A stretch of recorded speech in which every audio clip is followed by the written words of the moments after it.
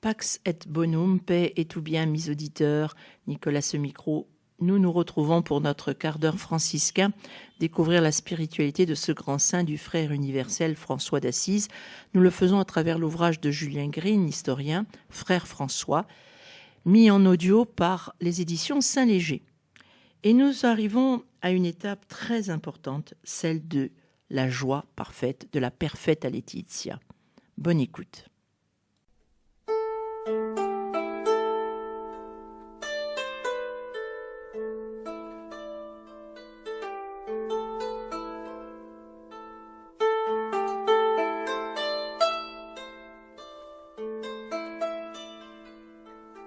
La joie parfaite. Durus Ixermo.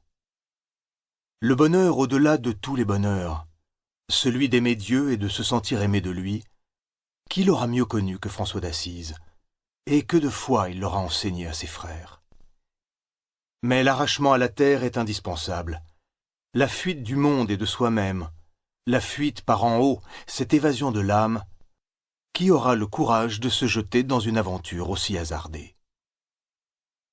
De retour de Rome, il vient à François le désir d'en parler à frère Léon, qui lui sert de confident, de secrétaire, de confesseur aussi. Qu'au moins celui-là comprenne que trouver d'abord la voie étroite, puis la suivre jusqu'à ce qu'elle mène au paradis, n'est pas une partie de plaisir telle que cela figure le commun des mortels. Dieu n'est pas accessible facilement. La page est aussi dure qu'elle est célèbre. On ne peut l'omettre parce qu'elle rend le même son que l'Évangile.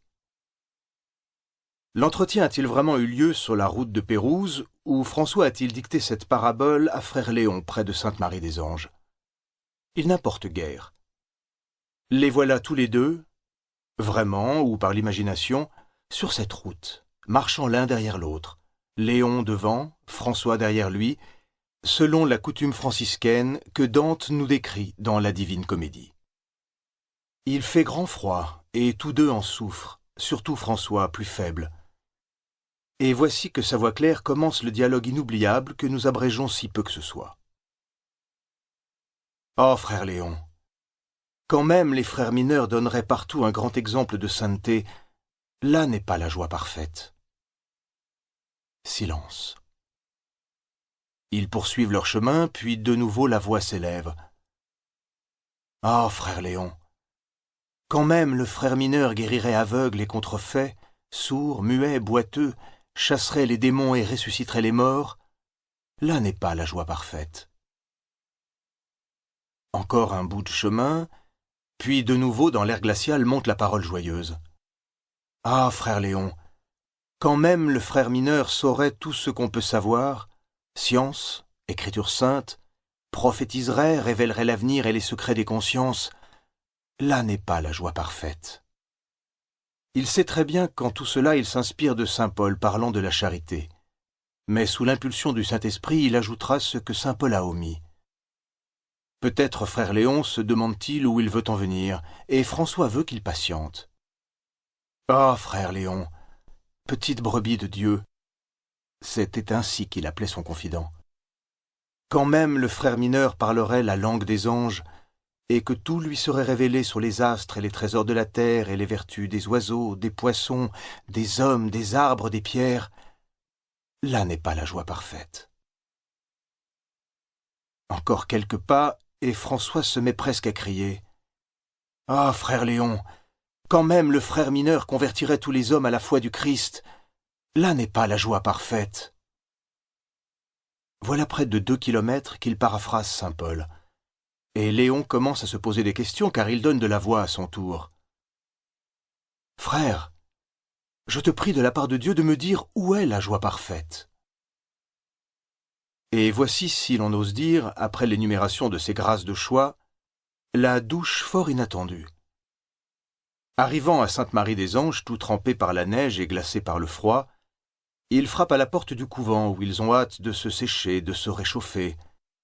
Mais loin de leur ouvrir, on les accuse d'être des faux frères, des ribauds, des voleurs d'aumônes des pauvres. Qu'ils s'en aillent! Et ils resteront dehors dans la neige et le vent, mourant de faim jusqu'à la nuit, mais ils ne se plaindront pas. Ils ne maudiront pas le portier inhumain. Au contraire, ils penseront que lui seul sait à qui il a affaire et que c'est Dieu qui le fait parler si rudement. Et c'est là, frère Léon, la joie parfaite. Et si, persistant, il frappe de nouveau à cette porte muette, et que cette fois on ouvre et qu'on les chasse, qu'on les insulte et qu'on les gifle, et qu'on leur dise d'aller à l'hôpital, s'ils acceptent tout cela avec allégresse et charité, c'est là, frère Léon, la joie parfaite. Mais c'en est trop. Ils ont faim, ils supplient qu'on leur ouvre pour l'amour de Dieu. Alors on les bat avec un bâton noueux, on les tire par le capuchon, on les jette à terre, on les roue de coups dans la boue, et tout cela aussi ils le supportent en pensant aux souffrances du Christ. Voilà la joie parfaite. La voie étroite dont le Christ a dit que peu la trouvent, avant même de pouvoir la suivre, ils y sont. Ils se sont vaincus pour l'amour du Christ. Ils ont tout supporté. Ils ont accepté la croix. Le but est atteint. L'éternité bienheureuse leur sera ouverte. Sic transit. Le nom de Pérouse n'est pas sans intérêt dans le récit de cette quête de la joie parfaite. C'est en tournant le dos à cette ville arrogante que François et frère Léon vont partir à la recherche de l'absolu, et ce n'est pas par hasard que le saint a nommé cette cité dont il a de sombres souvenirs. Après le désastre de Ponte San Giovanni, il a passé un an dans les geôles papales de Pérouse, qui, bien que soumise au pouvoir romain, se distinguait par ses excès de toutes sortes. Symboliquement donc, les deux religieux fuyaient une sorte de petit enfer pour aller chercher un refuge à Sainte-Marie-des-Anges. C'est dire quel éloignement éprouvait François à l'égard de cette Babylone italienne. Le jour allait venir où il la maudirait. Mais bien avant cela, un événement sinistre devait y avoir lieu. On se souviendra du projet de croisade, la 5e, que le pape avait si fortement à cœur de mener à bien. Mais il était urgent de réconcilier d'abord Pise et Gênes qui devaient prendre part à l'expédition. Et surtout, il fallait à tout prix déjouer les manigances de Venise, qui, selon son habitude, essayait de détourner à son avantage l'itinéraire de cette croisade dont le but était Jérusalem. C'était à quoi allait s'employer Innocent III, le rapprochement des deux cités de la mer Tyrrhénienne. Il résolut de se rendre à Pérouse le 1er juillet 1216, accompagné de la plupart des cardinaux, un peu plus d'une vingtaine, pour résoudre ces difficultés. Cela pouvait prendre du temps. Il avait alors 55 ans, mais des travaux accablants l'avaient prématurément usé. Jacques de Vitry, qui venait d'être nommé évêque d'Acre, voulut profiter de son passage en Ombrie pour recevoir sa consécration des mains du pape. Mais une surprise étrange l'attendait. Le 16 juillet, le pape avait été foudroyé par une embolie.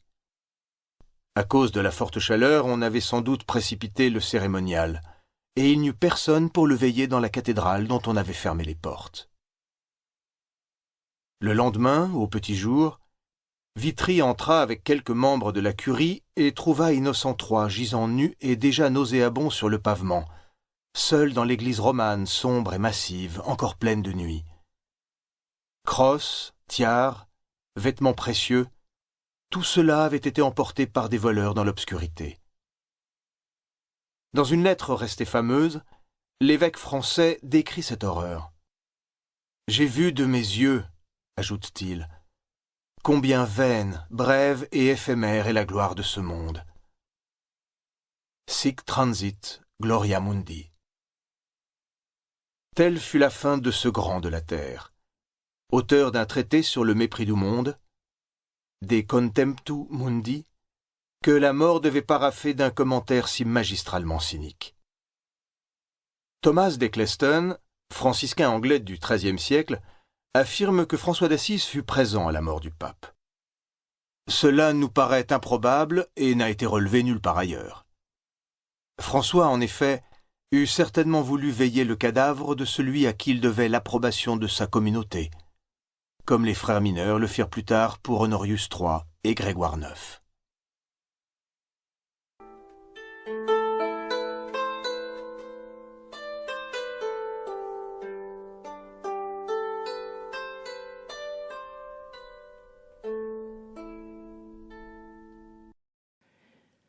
L'épisode de ce jour s'arrête là. Nous retrouverons Frère François par Julien Green avec les éditions Saint-Léger dans la suite de cette merveilleuse aventure franciscaine, François face au monde, Frère François. Et nous reprendrons donc avec la mort du pape Innocent III, le conclave à Pérouse. Vous verrez la suite comme François s'incarne aussi dans l'histoire. Que le Seigneur vous bénisse, qu'il tourne vers vous son visage et vous apporte la paix.